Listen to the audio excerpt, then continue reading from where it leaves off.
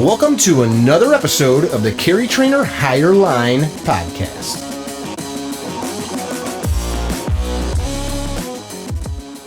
Hey guys, welcome to another episode of CarryTrainer Higher Line podcast extravaganza. We were calling it a little while ago because podcast is kind of a lame term, but there was a article I read, Cecil, where a guy said that like the reason podcasts didn't do well with some people was the term kind of like sounded like some crap some dude was filming in his basement or recording. But then another article I read said that 30% of Americans now listen to podcasts, so that's pretty cool. I'm fairly neo-Luddite in most stuff. So when first time I heard people talking about podcasts, I was like, what? I have no idea. And I didn't get in on the ground floor on those first podcasts. It was probably, I don't know, a year later when somebody showed me how to download it on my phone so then I could listen. I'm like, oh, yeah, I've been listening to podcasts forever. I'm an old hand at this. Nice. So today, guys, we've got Cecil Burch, owner of Immediate Action Combatives. They're a Brazilian Jiu-jitsu black belt, professor, as they call you people. Exactly. Yeah, that's pretty cool. Like you don't even have to like go to college and you're a professor. But you spend years training to get that moniker. You spend more time, at a legit gym. You spend more time getting your black belt than you do, a doctorate in most disciplines. Hour for hour. Yeah. How many years for you? I was a late bloomer. I didn't get mine. I was 2009, so 14 years. Took you 14 years? Yeah. That's pretty cool. It's not like a a corner store karate dojo like back in the 80s and 90s where my 8-year-old just got his black belt. Oh, yeah. Oh, I've heard that. I've heard that plenty of times. Oh, yeah, Cecil, you're a black belt too? Well, so's my son. Oh, that's awesome. Black belt in what? In addition to that, you're 1/6 of the ShivWorks Collective, as you men like to call it. I am the better looking one of the collective. And arguably I'm the nicest one of the 6. That's a tie between me and Paul. Yeah, well, he's vegetarian, so I think that might be his trump card. He doesn't kill animals to satiate his appetite. No, he kills animals. He just doesn't eat them. Okay, you got it. Yeah. He doesn't talk about that. He has to get some of that anger out somewhere. So you're down in Arizona, yeah, in the Phoenix area, right? Yep, Phoenix. And you do. Of course, the hand-to-hand stuff, but you also teach pistol, close quarters stuff. Yeah. Shotgun. I think you were just out working. Yeah, I'm never going to teach shotgun. I did a shotgun instructor class with Tom Gibbons, mostly because I like shooting shotgun. Okay. And I like Tom's instructor classes because they were very much about being an instructor, and there's a lot of stuff about how to teach and I'm always looking for that. I think that's sort of a never-ending quest. No matter what level of performance you are at, we can always improve how we get message across, how we approach people, that kind of stuff. And so I took that and I just like, shooting shotguns. So it was a pretty good opportunity to do that. And all my live fire pistol stuff, I'm never going to teach a standard, here, stand at 5, stand at 7, stand at 10 yards and shoot here. Because, man, I can. I think I would be okay at it, but there's so many more people better qualified than I am to do that. And I'd rather go, hey, spend your money on, that guy. So when I teach live fire pistol, it's very much shooting from retention, shooting, really close in, with compressed presentation type stuff, and integrating it with like force on force stuff. So I do a couple live fire classes, but it's mostly oriented that way. I like to describe when people ask me about like your classes or Paul's or some of the stuff Craig does, it's training to be able to shoot a guy like you. I like that. That's a good one. That's really good. I had a class last week, 2 weeks ago, a week and a half ago out in Philly, and we had a big swath of people from like really noob to a BJJ black belt, really super cool dude, super athletic. So like that became the context of the class. Like I let him go hands-on with a few people, and they realized that they were just, and it's like, that's the guy you're trying to stop. You're trying to shoot that dude. That's the guy you're training for. Of course, and I don't know, you probably have some more insight than I would. I might just be out talking out my ass. But it seems to me most people with that level of training are not out there looking for trouble. But there are bad guys with lots of training. Yeah, something Paul and I and a couple other guys in the collective, we talked about years and years ago where, we were talking about all this stuff you need to do to really be prepared. You got to be good with pistol, shotgun, carbine. You got to have all your pre-fight stuff down. You got to have strength and conditioning. You got to have your striking game. You got to have your standing clinch. You got to have your ground game. All this stuff you've got to do. And I think it was Paul who said something along the lines of, yeah, we're training so much, we never have time to get in trouble, which I think is really maybe one of the benefits of this, this lifestyle of trying to be prepared. Hey, if I'm, so I did this shotgun instructor class in Wisconsin, right? Ripon, Wisconsin. So it was basically 4 days between travel and being on the range. So there's 4 days I can't get in trouble. I can't do something stupid.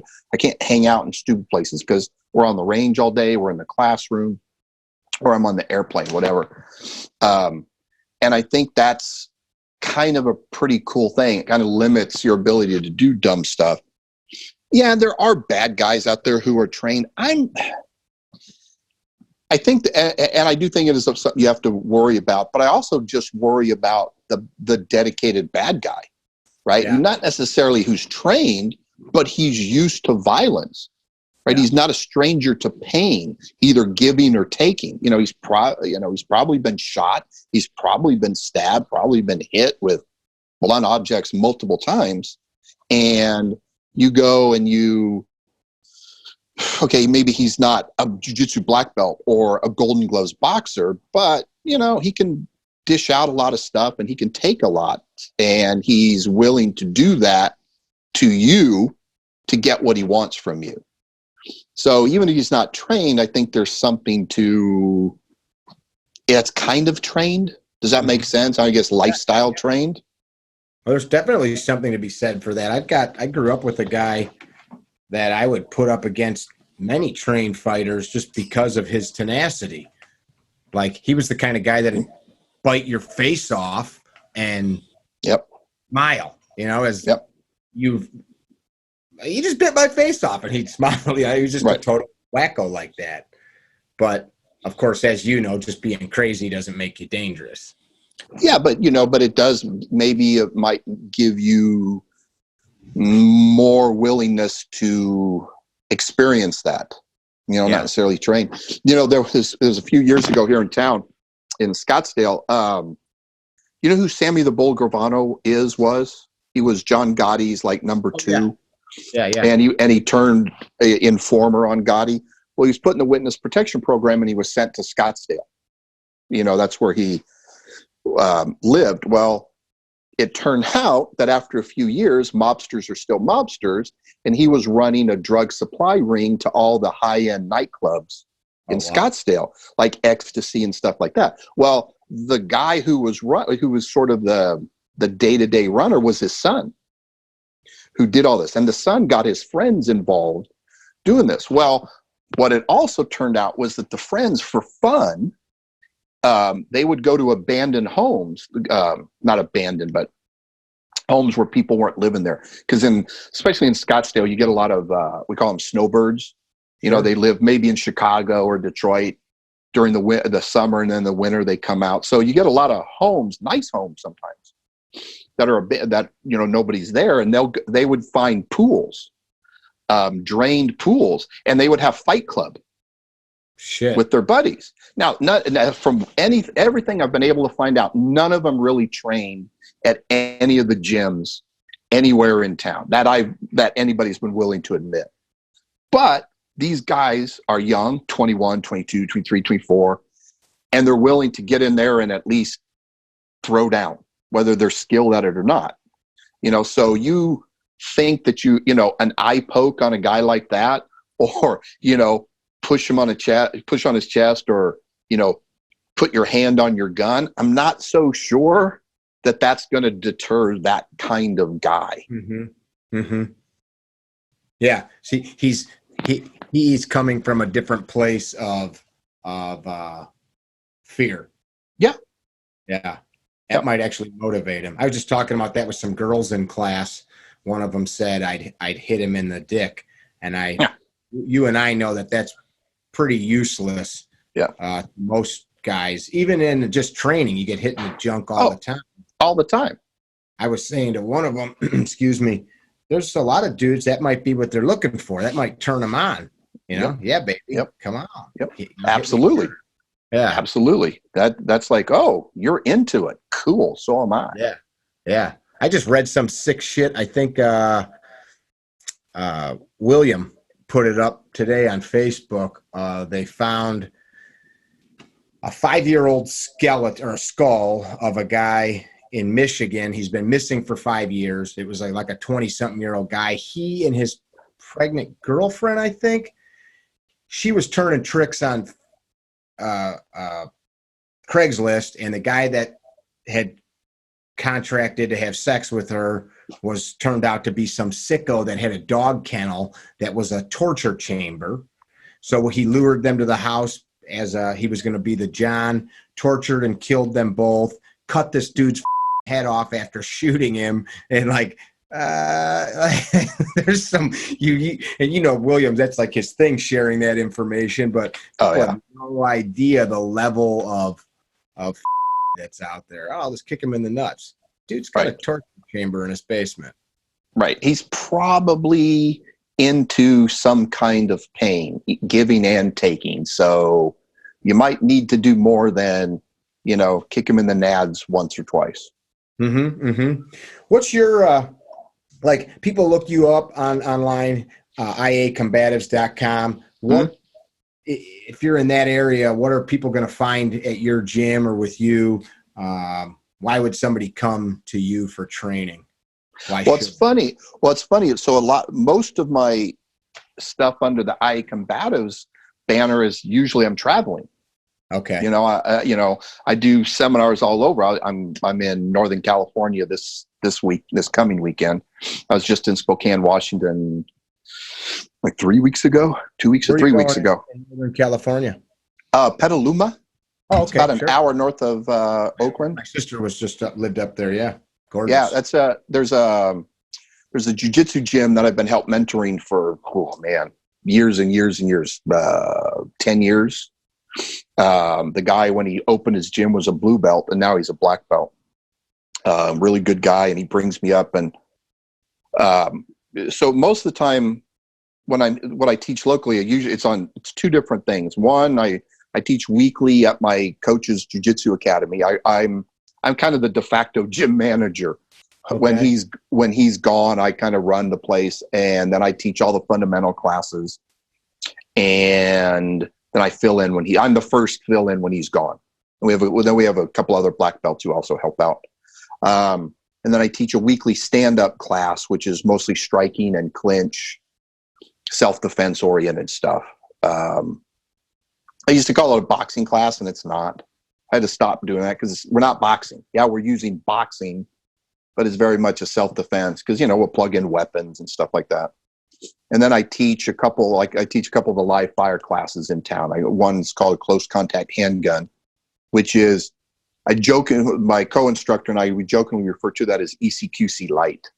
Because it's that are listening that don't know what ECQC is. So that's Craig Douglas's ShivWorks, his flagship course, the one he started teaching back in 2004.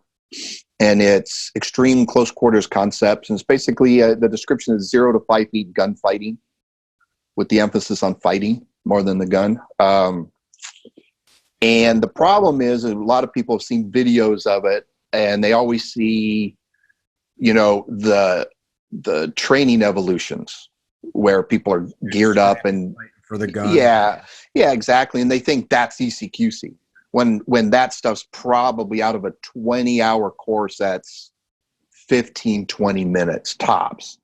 But people get all weird, they are worried. Oh, I don't want to, I don't want to get hurt in ECQC. I don't want to break something. And so this local instructor and I, Glenn Stilson of Independence Training, who's based out of here, he's been helping me host Craig for years. We decided we need to get more people to do ECQC. So we thought, all right, we'll teach a day and a half. So it's Friday night for about 4 hours, and then it's all day Saturday on the range. And we do a lot of everything of ECQC with the managing unknown contacts, the pre-fight stuff, and the shooting part, the retention and the compressed shooting. But we cut it if there's any contact during the force-on-force stuff.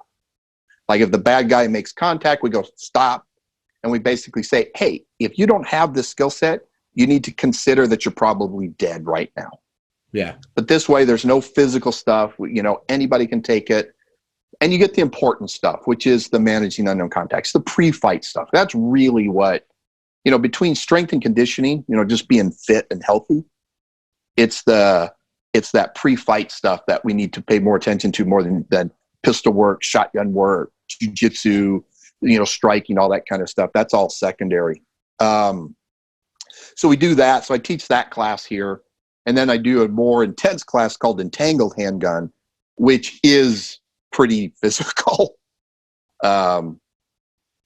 Pretty much about 14, 15 hours. And it's pretty physical. But you have to have gone through close contact handgun or ECQC to do the Entangled Handgun class. Gotcha. So that's usually what I teach here. And then I'll travel around and do I do immediate action combatives, which is sort of taking the hand-to-hand component of ECQC and kind of pulling that out of ECQC and then taking a deep dive into that, because Craig doesn't have time to teach it. Mm-hmm. He's got in 20 hours, he's got so much to cover. So he, 5 minutes here, 10 minutes here. A lot of people leave that course and they end up in a jiu-jitsu gym. Right, exactly, because that's the first thing they ask, what do I need? And then most people, the two big issues that come out of ECQC are most people do not know how to interact safely with unknowns, and they don't know how to go hands-on when it actually is now an entanglement, either standing or on the ground. And that's usually most people shooting, you can get the shooting in class pretty well. And, if you dry fired a little bit, you got it down pretty well. Most of the other basic ideas you can get across, but those two things are the giant, failings. And so I kind of go, when Craig and I first started kind of working together, 15 years ago, it was, Cecil, go out there and teach this kind of stuff. Be out so people can go, here's what we need. So in 2 days of, usually my usual coursework is 1 day on the ground and 1 day standing. So it's 1 day of grappling, groundwork, jiu-jitsu, and then day of standing clinch work. Okay. So then they go back to ECQC, and I've had a lot of people who've gone back then at that point. Either they've taken my class first and then they've done ECQC, or they had already done ECQC and then they go back after my class. And I got, pretty much universal positive feedback on everybody felt much better after. Actually, Todd Green for years, he for years was insistent that I should be more vocal in telling people my class should be the prerequisite to ECQC. Because Todd's point was, there's a lot of people out there afraid to do ECQC, but if they take my stuff, then they've got a little bit, they have a good handle on what they perceive as the really hard, dangerous stuff. And I said, I kind of agreed with Todd in one way, but the other part of me was, but sometimes when the person goes through ECQC, they're more appreciative than when they get the answers, because they know how bad the problem is. And then they go, oh, wait, there is an answer to this. So for years, I was always kind of that, well, I didn't know which way to push my class, pre or post. It works both the best, either way works pretty well, I think. Just going back a sec, people listening, not everybody here is deep into this stuff. Todd Green was pretty iconic figure, I would say, in the modern pistol and combatives world. He's passed away, but people may know his drill, right? The fast drill. Yeah, that's Todd. One thing that a lot of people, they know the drill, but they don't know where it came from. So Google him, look him up, and do some research on him so you can understand who he was. As you're talking about all these different instructors and different divergent and converging paths, we started talking offline. You had made a comment the other day on a social media feed of yours about the piracy that takes place so often in business. I don't call it an industry because that's like it's not. Business is an industry. The steel business is an industry. Dudes teaching guys how to shoot guns and throw punches is not an industry. Could be. Loose-knit community of weirdos. Yeah, there you go. So what was the impetus for that thought process? What got you? You don't have to name anybody, but what was it's pretty endemic. That's the problem. You see it all the time. It does. You go a couple weeks and you're going to see it somewhere from somebody. Mm-hmm. It just so happened that within like the previous 24, 36 hours, I saw two different things. Okay. Where somebody swiped an idea of mine, and then somebody else had taken something else, and it was both of them. It was that they didn't even acknowledge that there was somebody else at least planted the seed, and it's almost like people are afraid they don't have enough of a resume or a bio or their own material to stand on. So if I can take this will be added to it. Well, yeah, but why not say, hey, I saw this guy do this, and I think this would be a good idea to resulting from that. I do that all the time. I've done that tons of times. I think sometimes people get tired of me in my seminars when I do cite other people, because I think you should, like an author. I've got to the point where my course handout, and I would say my buddy Cecil Birch told me this once, or I heard Paul Sharp say this in a class, or this is the way Colonel Cooper used to describe it. But in the back of my book, I've got a list of dudes' names and books that they've written, and it's just it's all there, so nobody can say shit because I'm listing you, giving you dudes' websites and email addresses. That's a good idea. Yeah, and it's also like, hey, it just so you know, this isn't just Mickey's ideas, because who the hell am I? Here's 50 dudes that also have bodies of work, and this was drawn from that.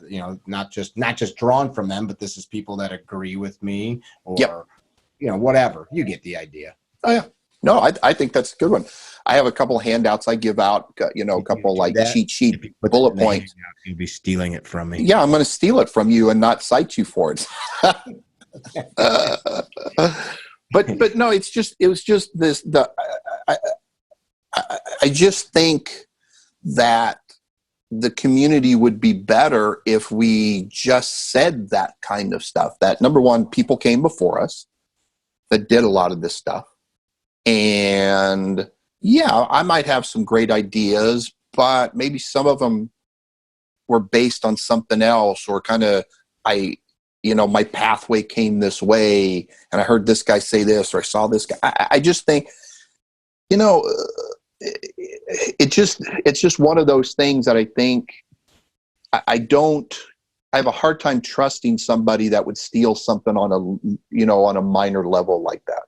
Sure. And it's, and you made a comment about it, techniques that some people will say, oh, I did that technique, I invented it, or I was doing it before. And that absolutely happens. That convergent evolution happens all the time. You see it a lot in jiu-jitsu. You see it all the time in There's jiu-jitsu. only so many ways to bend an arm, right? Right. So there's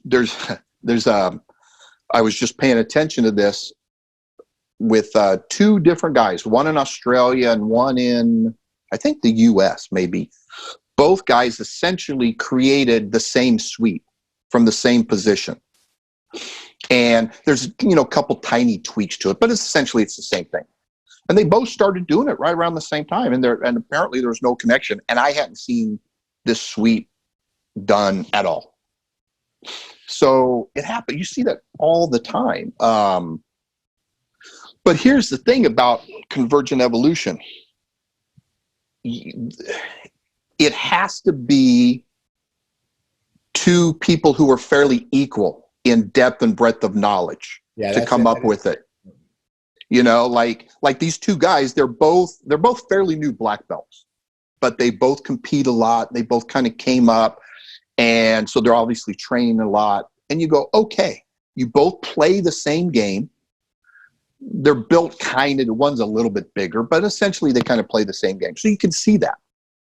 But if one of them, is who he is, Lachlan Giles, and did all stuff, and then another guy who's a blue belt, who's been training for 3 years, he says, "Oh, I came up with that sweep too." You're a liar, because there's no way you're doing that. I can see if it's two guys who are teaching teaching defensive handgunning, and they both have been doing it for 10, 15 years, and they both come up with something. Or what was your background, Mickey? You were construction, was it carpentry or electrician? Exotic dance instructor. Well, I knew that, but I didn't know if that was secret or not. I'm a 5th generation carpenter, much like our Lord and Savior. Okay. Nice way to throw that in there. That's good. But like if you have a carpenter, you got a guy who's a master carpenter, 20, 25 years, came up the old way, apprentice, did all these jobs, and he's worked really hard and is well known in his community. He's an in-demand guy, and he comes up with something. I don't know, a new way of doing carpentry stuff or a tool.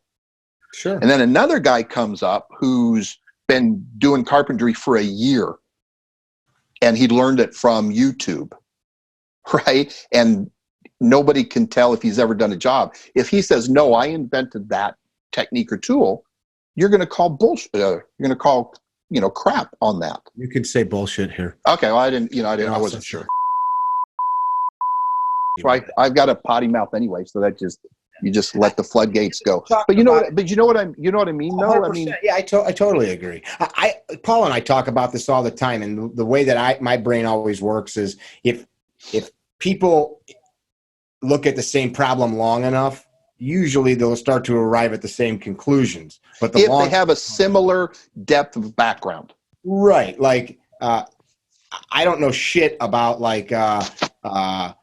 how broadcast radio works. If you gave me a room full of Radio Shack parts, I'm not going to figure out how to assemble them after staring at them for 10 years. So yeah, I get it. But I had somebody one day, I use an analogy about driving a car and learning certain things. And some dude's like, "That's my material." I'm like, probably not. First of all, I've never met you, but second of all, it's a pretty broad analogy that we're using. Right. That's a pretty typical life thing. Driving a car.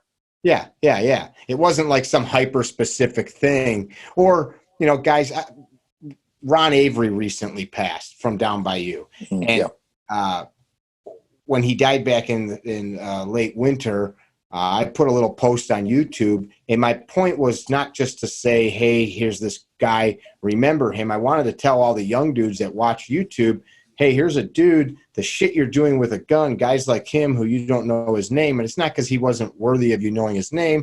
It's that the genre of internet and all that crap, he came a little bit before that. And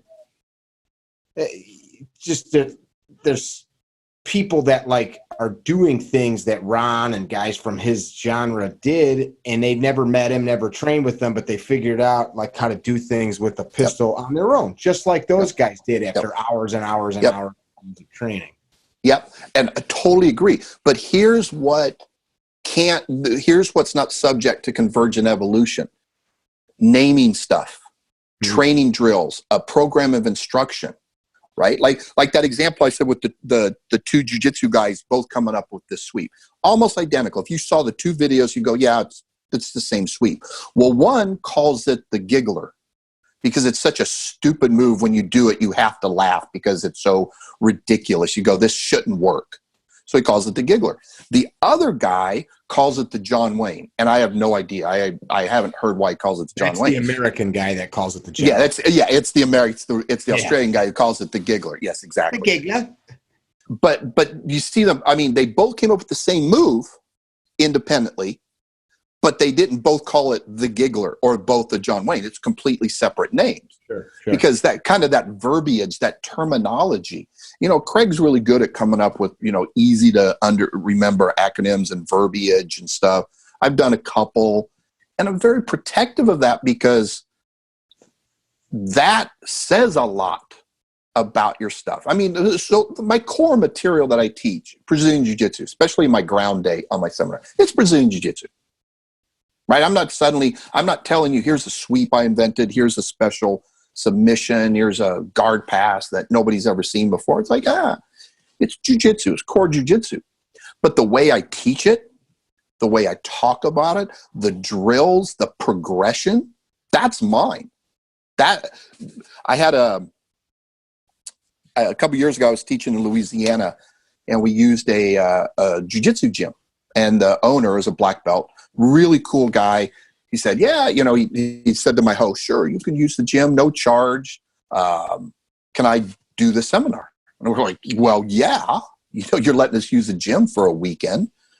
And he's an old school black belt. He and I actually have a fairly similar background. His coach was really good friends with my coach back in Brazil, kind of the same mentality. And I had about 5 years of jiu-jitsu on him. But other than that, our background's pretty similar.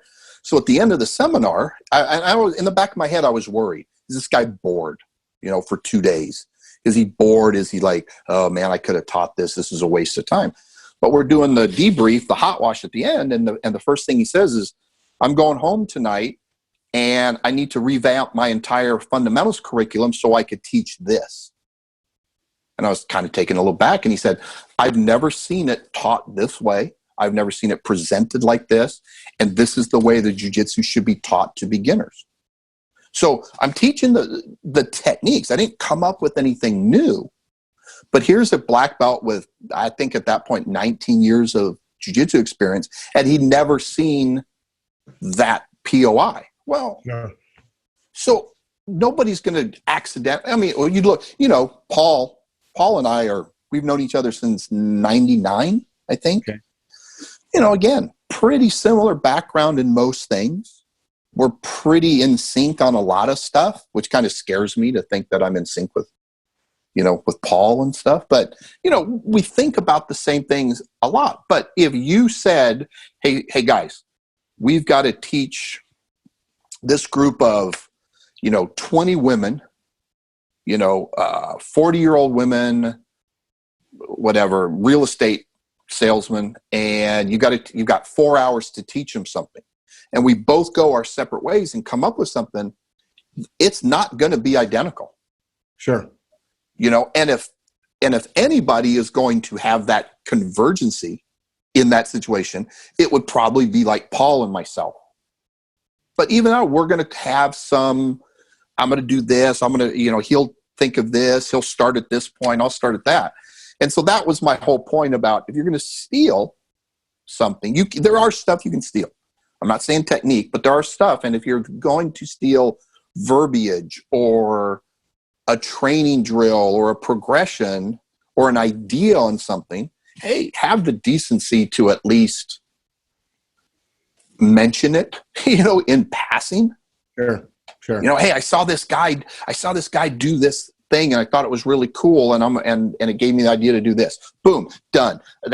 That's fine. I'm not asking for royalties or anything like that, but just that acknowledgement that it's more that we're not singular in this.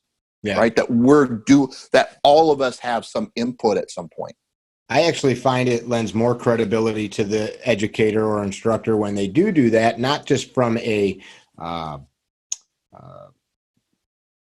respect and maturity issue, but also anybody, and there's plenty of guys like this that try to come off like, regardless of if they were like military or law enforcement or something like that, when they try to come off like, and there's guys we know, I'm not going to name names, that have like these programs of instruction that have all these cute acronyms and shit, and like they come up with big fancy names instead of saying fight like it's a 5-letter long or 5-word long thing. You know what I'm talking about? Yep. And none of those guys will ever say like, yeah, when I trained with Cecil for a couple months, or when the time that I was spending with SPG Gym, they don't do that, because it's almost like I only want it to be about me, because my testicles are like M&Ms, and I need to somehow, like, that's my interpretation of it. Like, I would rather when I'm with dudes and they're like, not name dropping, but you're like, oh, okay, this guy knows these people, or at the very least recognizes them as authorities in the subject that we're talking about. Yep. That's a good sign. Like, doctors are like, I figured all this shit out on my own. Yeah, I'm not going to you, Right. Yeah. Absolutely. You want that. I want anybody, like doctors. That's a good example. I am stealing without credit. People ask me all the time, side note, they always say like, can I steal that? I go, no, but you can have it. Like, why do we even have to use the word steal? Yeah. Go ahead. Well, because there are those people out there. And so you just say, all right, so you might think I'm going to steal this, but hey, I'm telling you, I'm going to use this analogy. But, doctors are all doing that all the time. They go to these conferences. They subscribe to medical journals. They're reading all this stuff because they don't know everything. Yeah. I don't want my neurologist to think that you're the only person on the, he's the only guy on the planet who can figure something out. I want him to be consulting everybody to go, hey, you know what? On your problem, this guy found this was a good medication. That's what I want. Yeah. And I think it's the same thing in the fight, in the self-defense industry. It's the same thing. It's, there's no way with all of this stuff, with all of this vast levels of stuff that we need to know, nobody's going to have all the answers. I don't care who you are. I don't care how long you've been doing it. I don't care how smart you are. You don't know everything. And so why not bring in this guy and this guy and this guy? Hey, you're the subject matter expert here, and this guy's a subject matter expert over there. And just makes the community better and stronger. It makes the material that we pass on better and stronger. Mm-hmm. The other like interesting point of all of that is more from like dogs behind you, from like a marketing kind of continuity standpoint. In my opinion, people that act in that manner, that are pirate material, that have that ego issue, most of those people most of the time don't flourish in any business sector. That's true. And then, like, I was thinking as you were talking about that the other day in your post, and there's how many times has somebody in like the literary world got caught plagiarizing somebody, or a scientist. That's my freaking work that you took. Not doesn't seem to be as much, or music. Dan dan dan dan dan dan dan dan. You ever watch that documentary on Vanilla Ice? And it's hilarious. Like that riff from Under Pressure that he used in his song.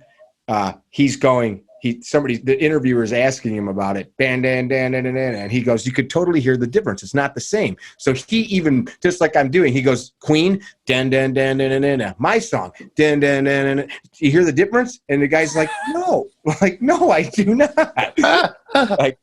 like even out of his own mouth. But yeah, like that happens. It happens so much. Yeah. And I do think people who do it all the time, who do it to really base, they base their own bulk of their own material on stolen stuff, they're going to get caught eventually. It's going to collapse. Yeah. But it is still painful to watch somebody be successful for a year or two, even waiting. Karma's going to come at some point, but you're sitting there going, come on.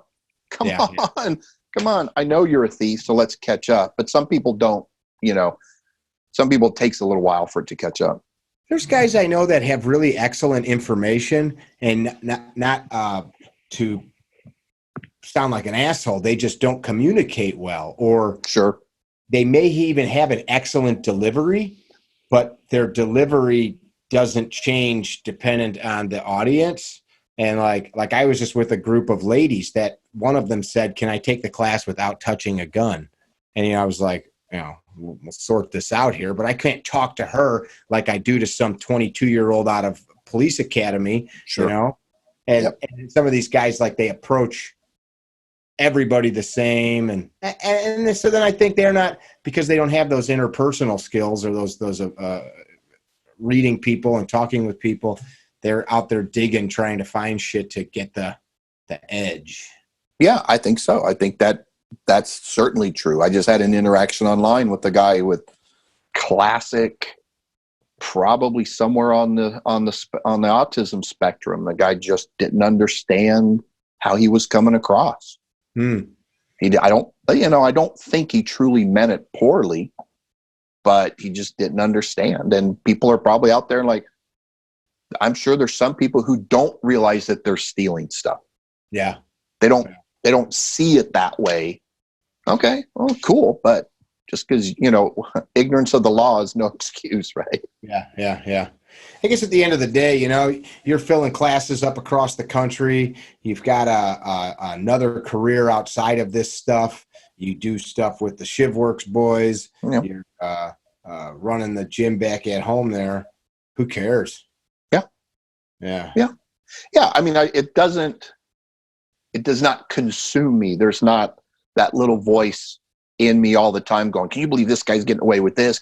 It's just, you see it pop up. There it is on Facebook. Some like witchcraft altar at home where you're putting hexes on people and shit. Yeah, I got an altar full of voodoo dolls that I'm just like, who should I poke today? Yeah. Who did I wake up obsessing about today? It's not that. It's just more a general comment on it. It's like, oh, hey, you do you, boo. That's not me. I'm not going to do that. But it is that kind of thing where I'm like, you know what? Every now and then I'm going to say it. I'm going to put it out there publicly, because I do think there's some people who think this, they see this guy and they go, I think I've seen that before, or that seems similar, but nobody else is calling them out. And so at least if they hear somebody else go, oh, you saw it too. Okay, great. I'm not crazy. This guy did steal this or whatever. If you can I'm not going to call somebody out, just to go, oh, don't train with that guy.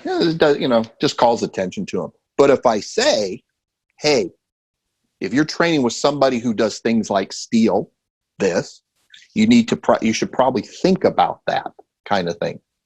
I think that's I think it's a positive, useful thing to do.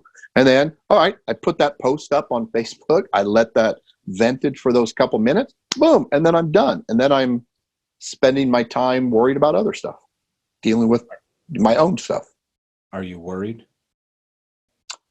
I'm generally worried about a lot of stuff. What does Cecil Birch worry about? That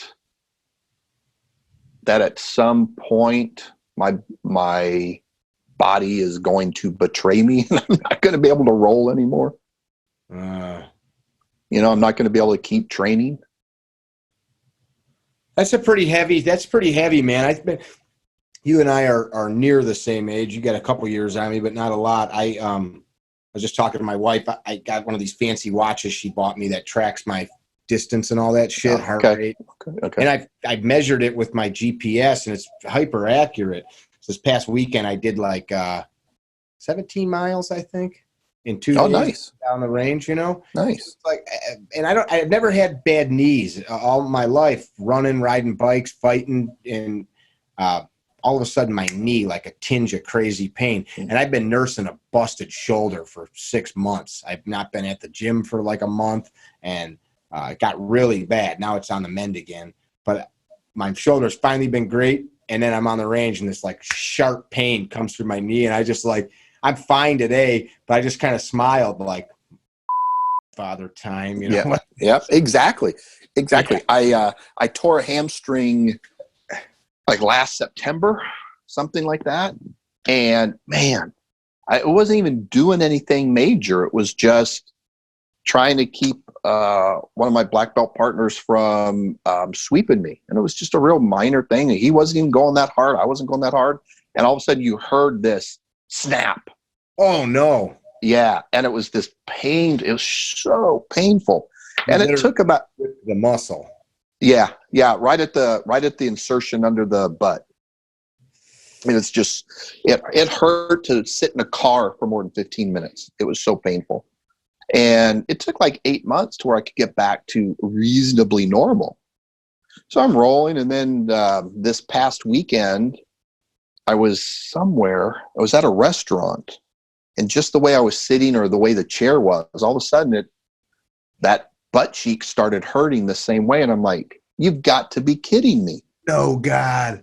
Yeah, exactly. I was like, I haven't felt this in months. And now just from this? You know, at 55, I have to think about this kind of stuff. I'm rolling with guys 20, 25 years younger than me on a regular basis. You know, and I have to think about that, pushing my performance versus protecting myself. Mm-hmm. So I think about that on a regular basis.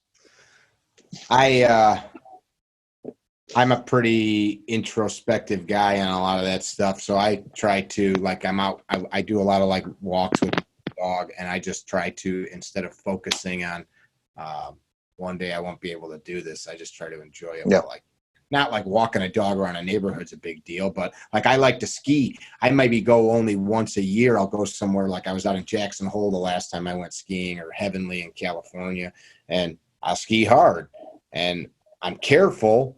I'm not like, you know, launching, but I've had some major spills in my life on big mountains, and when I'm there, I'll breathe it in, drink hard at night, enjoy it, and know like one day I won't be up on these slopes, and that's okay. Yep. I had an old guy I was with years ago. I don't even know if he's alive anymore. I was in my 20s. He was in his late 60s. There's a high probability he's gone. He was a Vietnam vet, and we were out doing some training, work training, and everybody was going out for drinks afterwards. And I'm like, come on, let's go. And he just looked at me and said, I've had my turn. I'll see you in the morning. And at the time I was like, oh, you loser, you know, like you don't want to get out there anymore. But he was, you know, he knew himself. I've had my turn. You go have fun, kid. I'll see you later. Yep. Yep. Oh, absolutely. I did so much stupid stuff when I was younger. When I was doing martial arts younger, I did so much stupid stuff to hurt my body, but I was resilient then. My body recovered. It's just now that the interest is due on that stuff. Yeah. You know, the last probably 10 to 15 years of jiu-jitsu, the only real major injury that I've had from jiu-jitsu was separating my shoulder at a tournament, in a match in a tournament. Other than that, you know, it's little stuff. I've broken, you know, toes and, you know, multiple times and stuff, but not the big injury. But it's the stuff I did when I was 20, 25, 30, doing all that idiotic stuff that now I have to worry about and go, all right, I've done this. How do I keep rolling with these guys? How do I keep pushing my deadlift? How do I keep, you know, all this kind of stuff that I want to keep doing? I don't worry about it. That's not the right term. I think about it. Growth hormones. What's that? I said HGH, anabolic steroids. That was a joke. I've thought about it.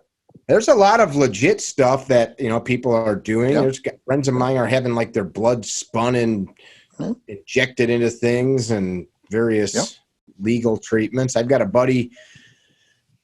here, a jiu-jitsu guy that travels to various places around the globe where other things are legal that aren't here, to have tested treatments and keeping himself fit and going. Do you eat good? I could be better. Yeah. It's like, that's like the one area of my life that the discipline runs out, right? I'm disciplined everywhere else. And there's my window where I'm good a good chunk of the time, but not all the time. Do you know who Dan John is? Yeah. So he wrote something one time that I thought was amazing. He wrote a thing about how guys in prison, they can work out so hard. They get so jacked up and put up so much muscle, because he goes, every part of their life is regulated. There's no choices that they have when they're in prison. He says the only choice they make is that training. And he goes, we're the exact opposite in life, because we have to make choices every single day about everything. And after a while, that's sort of a battery. It kind of gets depleted. So I'm disciplined in my dry fire. I'm disciplined in my jiu-jitsu and my strength and conditioning and, and family life and work and all that. And if I decide, today I should be really good, but I go to dinner and I'm like, I'm going to have something, I'm not going to have that salad. I'm going to have the deep fried butter, covered in hot fudge sauce, I'm going to indulge, and I try not to do that. I try not to eat like a child, but there are meals that I do eat like a child. There's sometimes I treat myself, and I realize, like, if depending on what I'm doing, it doesn't matter what I eat. It's not going to cause me any harm, and it's not because I'm special. Like after I'm out in the sun for 20 hours straight running up and down a range, my body's just going to spit whatever I feed it. Yep. I'm in a caloric deficit, but there was a number of years when I was deep into the politics where it turned into like lunch and breakfast meetings constantly. Hey, we'll meet up at such and such restaurant. And you're eating like these big cheese-filled omelets at 7:30 in the morning, which I normally wouldn't do at home, and 8 cups of coffee, and bring out another couple slices of French toast. And next thing you know, Yep, absolutely. Yep. On the road, pounding junk food. That's hard. That's real. It took me, when I first started traveling, that was really hard to not indulge. I got to deal with plane lines and TSA. So that means I get to eat, 3 chocolate chip muffins, You're basically, you've got this dialogue in your head where I had to deal with this, thus I get to give myself something. I have a whole process, man. If I'm in my truck, I'll hit the grocery store in the morning before I leave town, and I buy like bell peppers, cucumbers, carrots. I'll buy a couple bottles of a bottle of kefir, plain kefir, not like the sugar-filled kefir, shit like that. And I just put it in the cooler, and that's what I eat at lunch. And then dinner, I find somewhere good to eat a big fat piece of meat. And exactly. Yeah. And of course, a couple cases of quality IPA are jammed in that cooler. You never know where you're going. See, that's where you have that indulgence right there. Because each beer is like a couple scoops of ice cream. It's delicious. It's delicious. Dude, my wife and I went up to a lake, and I love ice cream, but I don't eat it very often anymore. Not even because it's like healthy or whatever. I just don't crave it as much. We were up at this place in Lake Geneva, Wisconsin a few weeks ago, and it's called Blue Heaven, I think. It was a little ice cream shop, and they made all these like gourmet ice creams there. And I forgot what it was. It was like cappuccino with like bourbon in it, and was it good? So I had a big cone of that, and I'm like, every day for like a week after, I wanted just to drive the 40 miles up there and get another big ice cream cone. Nice. I might go up there tonight. Yeah, see, that's the kind of thing I'll do. When I go to any place where there's a chain I think it's based out of Missouri. No, it's based out of Oklahoma, called Brahms. Okay, never seen that one. Yeah, I think they're based out of either Oklahoma City or Tulsa, I think. But they're Missouri, Oklahoma, some places in Texas. And they have the best ice cream. It's just phenomenal. And it's just commercial ice cream. But it's good ice cream. But it's great. And so anytime I go there, like I go to Dallas, my host knows, all right, Cecil, how many times do we have to hit Brahms for the 3 days while you're here? Well, at least once per day. My friend Les Keys-Martoni, Les Pepperoni on sure. social media. Les and I are both kind of like foodies. And so like I'll be somewhere, I'm in Paducah, give me a spot. Oh, there's this, right downtown, there's a great breakfast spot. Yep. Over here, Yep. you want tacos? Because we're both always all over the place and we're both always trying to find, but something like that. He'll tell me like a great ice cream shop, or I know a great shop that's got some homemade muffins or something, like you said. Yep. But just like there's a trade-off of damaging yourself to learn this craft that you'll almost never need to protect yourself because you enjoy doing it. You have to enjoy life a little bit. Absolutely. I had a guy I used to train with when I was blue belt, purple belt, I think. He had been a consensus All-American at a Division II school out of Colorado. He fought MMA, never made it to the big leagues, but he had fought all over. He was a professional, athletic performance coach and physical therapist. Okay. He walked around 205 with literally, and this is not an exaggeration, like 3% body fat. Just ripped. Guy was just ripped and phenomenal shape. Roided out to the gills, but he still had that discipline. And we were talking one time, I think we were getting ready for Pan-Ams or something. And I said something about, man, I can't wait till afterwards, after the tournament, I'm going to hit this restaurant, this Japanese restaurant I love. That's my favorite place in LA. And, I'm just going to pig out. And he turns to me and goes, I have not enjoyed a meal since I was 16 years old. And I looked and I thought, what? And he goes, since I started devoting myself to wrestling, everything I eat is just, I don't care what it tastes like. I don't enjoy it. It's just fuel. And I'm keeping, to help me stay in this shape. And I was like, wow. And then where it really got disturbing, he said, I'm going to reach this point. His idea was he wanted to be a top MMA guy and make a lot of money. And he goes, and then I'm going to retire, and then I'm not going to do any of this. I'm just going to sit and just gorge.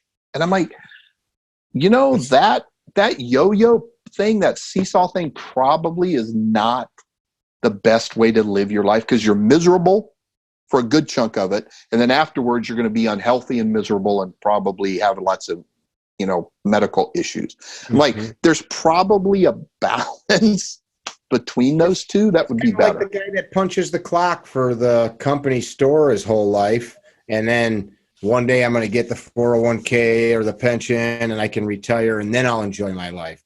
It seems stupid. I mean, I know people do things to support themselves and their family, but I know too many people that do that. They hate their job. Yeah. And when I hit 59, then I'll be able to live.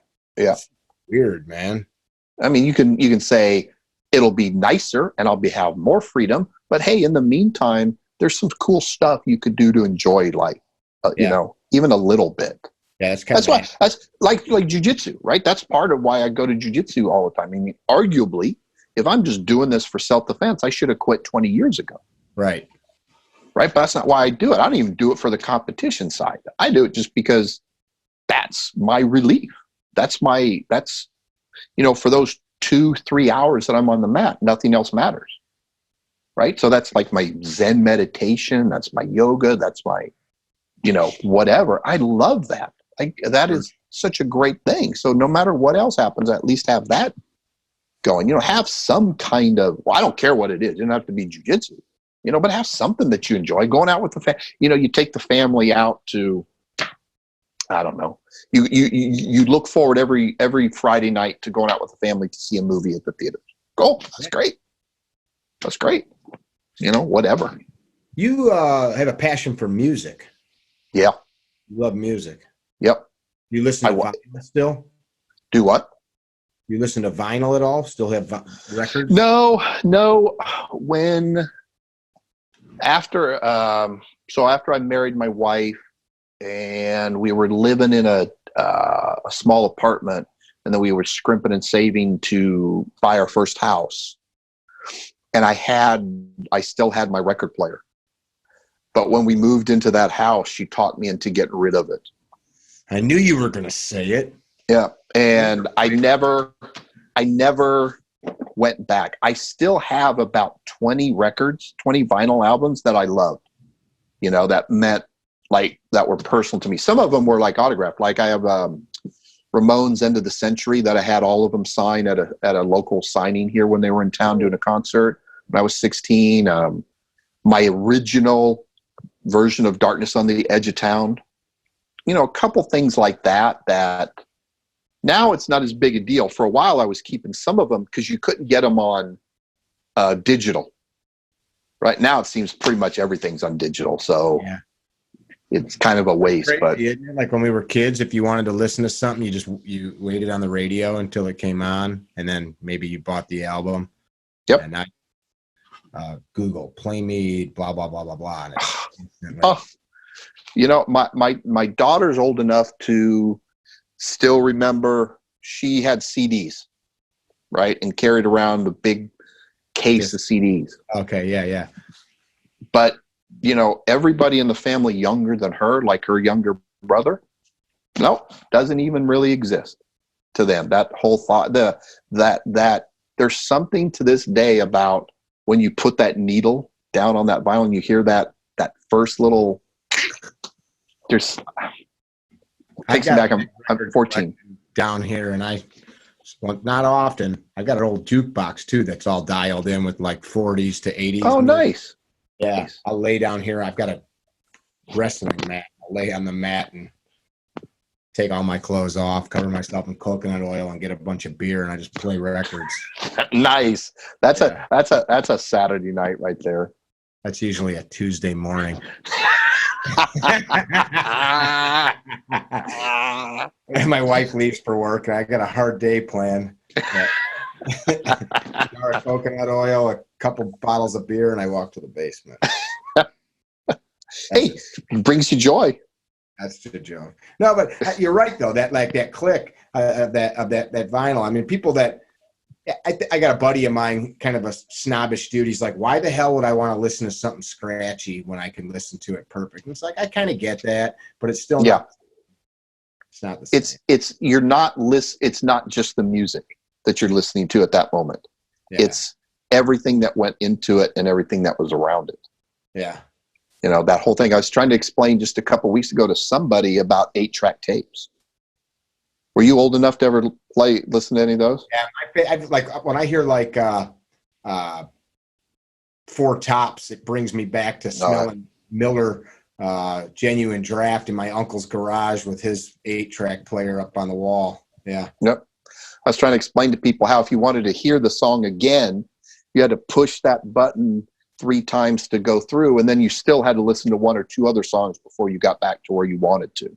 Technology changed a lot, man. It changed fast and hard. Yep. With weapons and. Oh, absolutely. And it's all good. I have to say, this is not back in my day. It was not that, because I do love the idea of walking around with, 1,800, 3,000 songs on my phone. Right. When I was 14, I had 10 albums because I couldn't afford, and some 45s, but still there's that fun. I guess it's more memories than anything else. Yeah. I had Michael Bain on here a couple of weeks back, and we were talking about his White Boy Sings the Blues, and you came up. Great book. He talked about talking with you, and then you saying to him, like, wait, you're the dude that wrote that book. Yep. Like, you didn't correlate. I've known him for years. I never knew that he had done some of that stuff. Well, here's how bad. So I'd been talking to Michael for a while, and I knew he'd wrote White Boy Sings the Blues. I knew he was a music writer and had worked for different publications as a music critic. I did not know that he had written or co-written Hank Williams Jr.'s biography. That's the one that we were talking about. Yeah. Yeah. And I was like, whoa, stop. I literally messaged him on Facebook and said, what? Because I read that in high school, and that was a really important book for me because it opened my eyes up to outlaw country, which I'd never really paid attention to. I grew up, my grandmother loved real, solid old country, Johnny Cash, Hank Williams, Bob Wills. But I hadn't listened. Then I read that biography and I was like, oh, all these people, Waylon Jennings and the Muscle Shoals guys and all that stuff. And I'm like, wait, you wrote this? That was, just that connection was so odd to me that he had done all that stuff. Plus, at the same time, he's hanging out with Jeff Cooper and Ray Chapman and, Masad Ayub and all this stuff. It's just a weird. I was talking to him the other day, and I said, "You're Zelig. You're the Zelig of the gun world.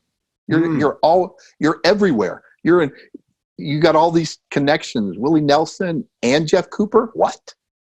Yeah, it's pretty interesting. Yeah, that's a dichotomy. Willie Nelson and Jeff Cooper, huh? Yep. Put those two in a room together. That would have been interesting. Chill the out, man. Yeah. Colonel Cooper would have got a contact high, and he might have chilled out. Yeah, maybe. That's funny. It's fun for talking about him to talk to guys like, I don't want to name anybody, but dudes that were close with him but are trainers of their own genre. They don't hang their hat on I was a Cooper student or trainer. And, right. And a lot of those guys didn't like him. Nope. He was a good dude, but little rigid. Yeah, it's pretty interesting. But that's cool because it doesn't detract what he did. Not whatsoever. I think that's the thing that people sometimes forget on this stuff is you don't have to necessarily like a person or think well of them to go, wait, you accomplished some amazing things, and none of us would be doing this if it wasn't for Cooper. I'm sorry. I agreed. It didn't go the way he wanted. It kind of took on its life of its own, but he was the one pushing that. Yeah. Which that's kind of interesting. Like outside of this, back to music or movies or literature, you'll hear people say, well, I'm not going to watch that guy's movies because of his personal beliefs, or I'm not going to listen to music. And I think there's some stuff like, oh, that guy rapes children, I'm not going to support his music. Right. Votes Democrat, or I love the music, I don't give a shit. All right. Right. Great movies. It's right. I think there's something to be said. I don't want to support them financially because their ideologies go against mine. But if you just write people off because they think different, or it's how much, right? Is it just because he's on the slightly other side of the political divide from you, or is he screeching that you're an awful, evil human being, kind of thing?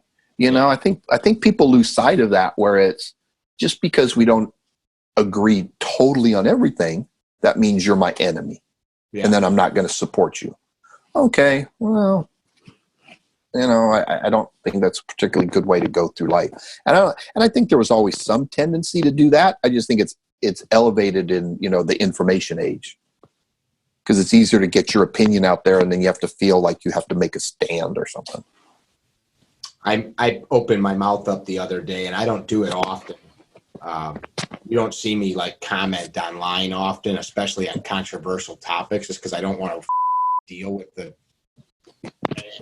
And a family member posted something about illegal immigration, and it was a heartfelt story of a community stopping ICE agents from arresting a guy that was there illegally, and he posted the story Americans protecting Americans. It was kind of like the premise. And I wrote something very heartfelt. It's an amazing story of compassion.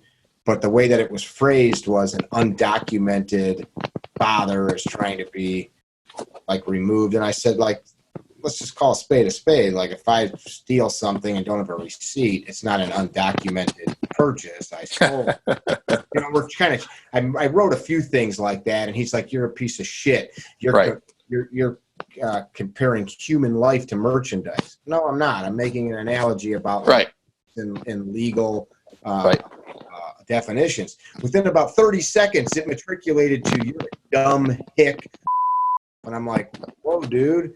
So I wrote him in private, like, "Hey, maybe like I appreciate your passion. Maybe you should work on communicating like without calling me names." And it's not. I'm not even like offended. To me, it's making me laugh. But everybody thinks you're an idiot. Now nobody cares what you have to say.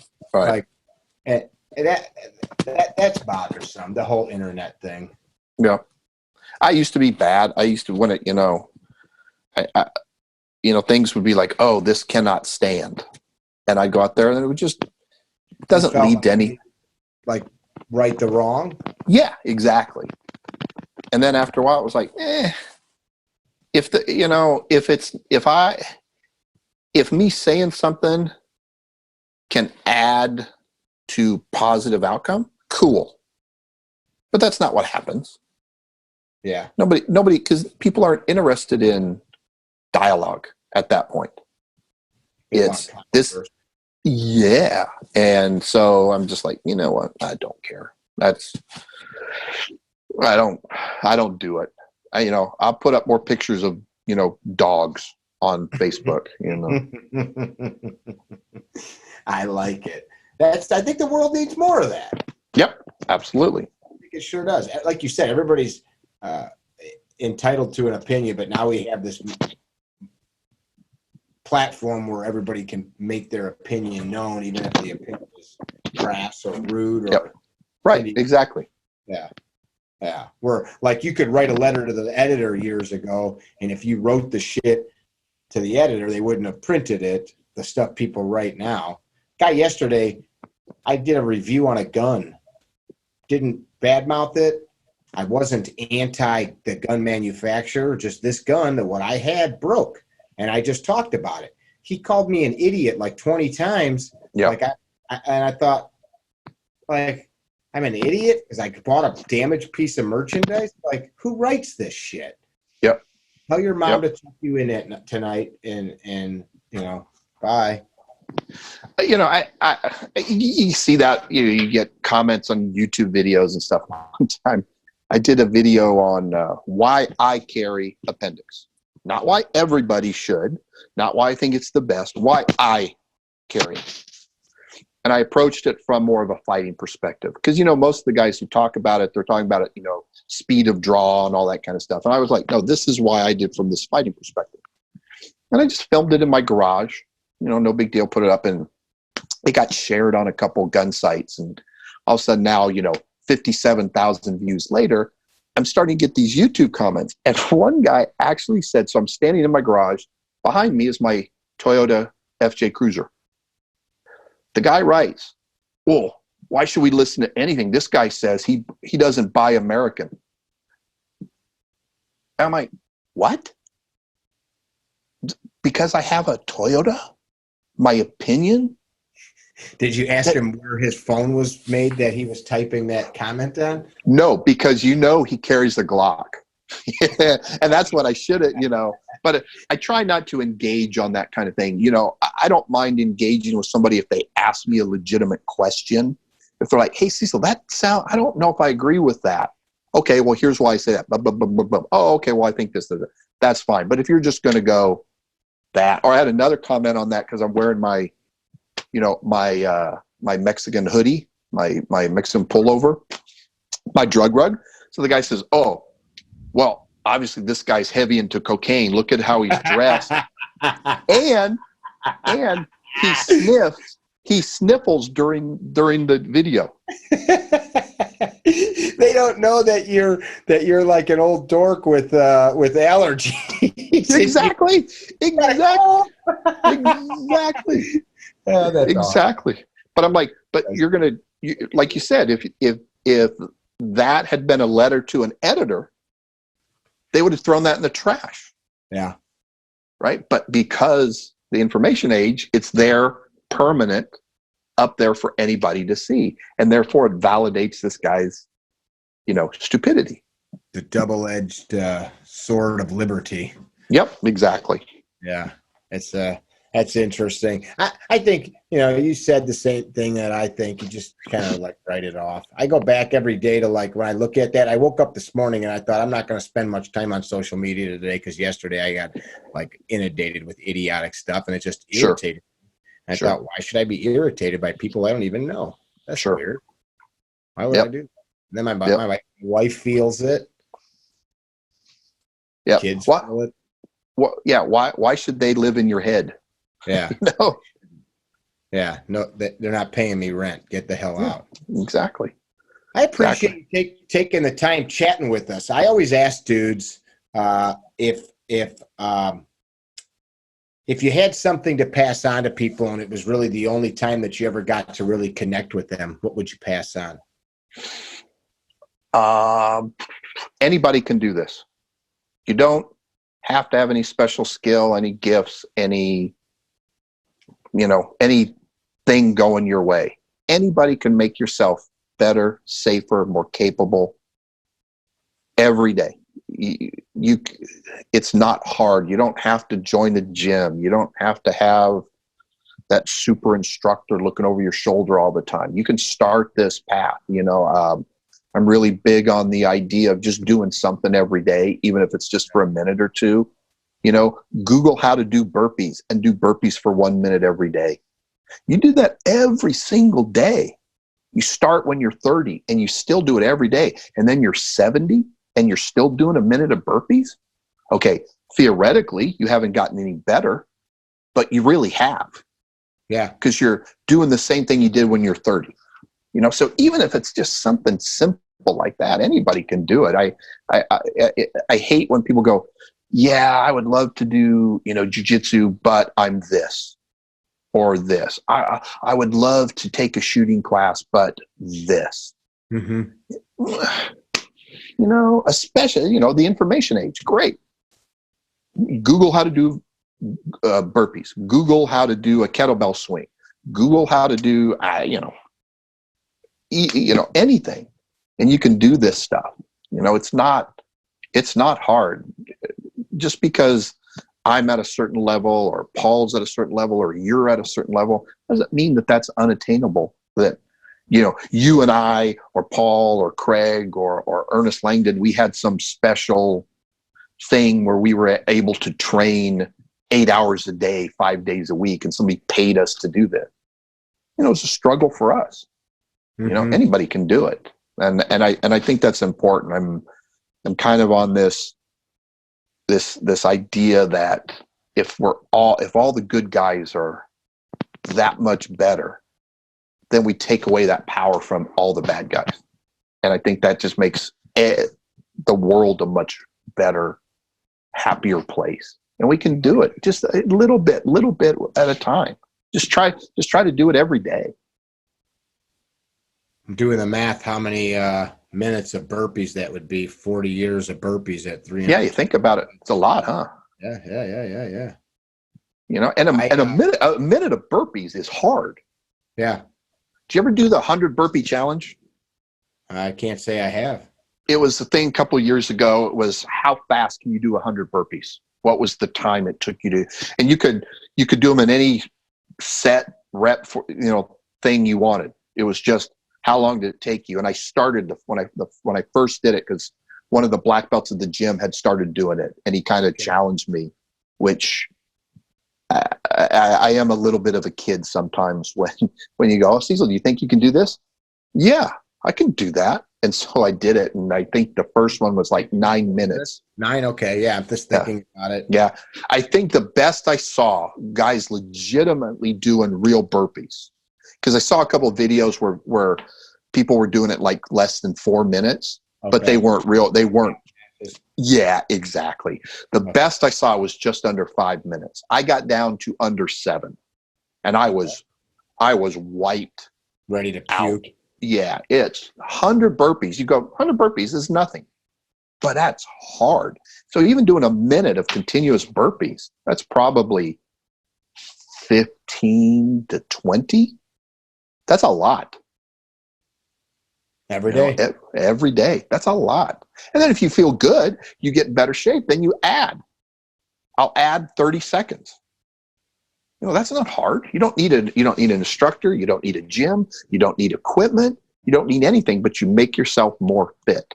Mm-hmm. Mm-hmm. And I think the other thing that people forget about, and because we talk about shooting or fighting or something like that, and it's that skill. Oh yes, I'm a better fighter, I'm a better shooter. Yeah, but you know what? How many of us are actually using it? I haven't been in a fight in years, right? And I've never had to shoot somebody, thank God, right?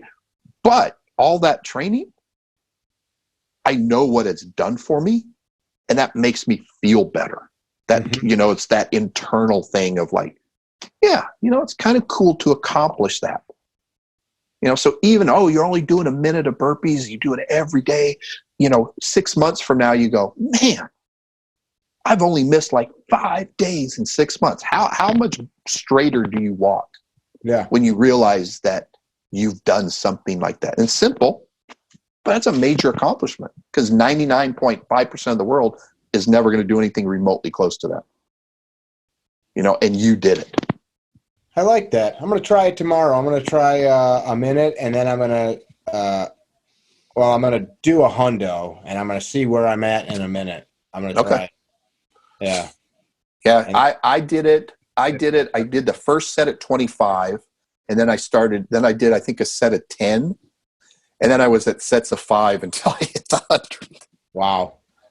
At the last S12, we were doing some screwing around where guys were doing like push-ups and stuff, and I used to be able to do an incredible amount of push-ups. Now my shoulders are all effed up. Yeah. And so 5 dudes started having an air squat competition. Okay. And they get to 100 and something, and guys start bombing out. These 2 dudes, I would have to watch. We filmed it. I filmed over 20 minutes, and these guys were still pumping full air squats. They were up in the 500-600 range. No stopping, other than like they'd pause for a little bit, back down. And so somebody was counting for each of them. We found out later they were both CrossFit geeks, but like that's pretty incredible. Like 20 minutes just pumping up and down, up and down. I mean, I got bored after a while. Like, this can just freaking pass out already. But exactly. But you know what they've been doing all day. I dig that. That's anybody can do this. It'd probably be a good title for this conversation. I appreciate you taking the time to do it. Give our listeners a better idea of who Mr. Cecil Burch is. Immediate Action Combatives on Instagram, right? Yep. And iacombatives.com if people want to find you to check out classes or talk about hosting you. And my YouTube channel, I got a bunch of free videos. People can just go up. I try not to put up, all the social media guys, put up stuff all the time. And I only put up videos that actually, I think, add something to the conversation. Okay. What's the YouTube channel name? It's really original, Immediate Action Combatives. Perfect. Yeah. I'll put that down here so I have it. So you don't forget. I've looked at it before, but sometimes like when you like look at stuff like Google link things together and you like click on it and pay attention to what's what. I appreciate you, man. I appreciate you taking the time. I look forward to seeing you again. When's the next time you're up in the Midwest? Next month. I'm at Paul's place. You going to show up and hang out with us? Oh, crap. I think the date that you're here, I'm teaching in, let's see, what's the date? Tell me while I'm talking to you. Oh, crap. We'll talk offline. Like 7th, 8th, 9th, whatever that Saturday, Sunday is. September. Yeah. I'm at TACCon in Canada presenting at the Tactical Conference, blah, blah, blah, in Toronto. Well, I'm going to try to get in a day early or stay a day so I have time to hang out and stuff. So if you get back. Friday, I'm gone Friday, Saturday, Sunday, 7 to 6, 7. You can come back Sunday? Yeah. So maybe I'll stay. I might be an extra. Toronto. I might be an extra day Monday. All right. Well, we'll talk before yeah. So hang out, go to dinner or something like that, hang out. Yeah, that'd be awesome. Eat meat. Exactly. Well, and we'll drag Paul along and we'll make him watch. Nice. You guys that have listened, we appreciate you. Sometimes we talk about guns. Sometimes we talk about life. Sometimes we talk about a bunch of random stuff. Go give this guy a follow on Instagram, Facebook, YouTube, all those places. They're this kind of dude that's out there passing on the information that you want to know, that you want your wife and kids to know. It's important that we don't proliferate the wrong people in this genre, because all that's really doing is putting people into a space where they're going to end up getting hurt or passing out more bad information. And then guys like him and me have to fix it later. So be well, be kind. Don't be a dickhead. All right. Absolutely.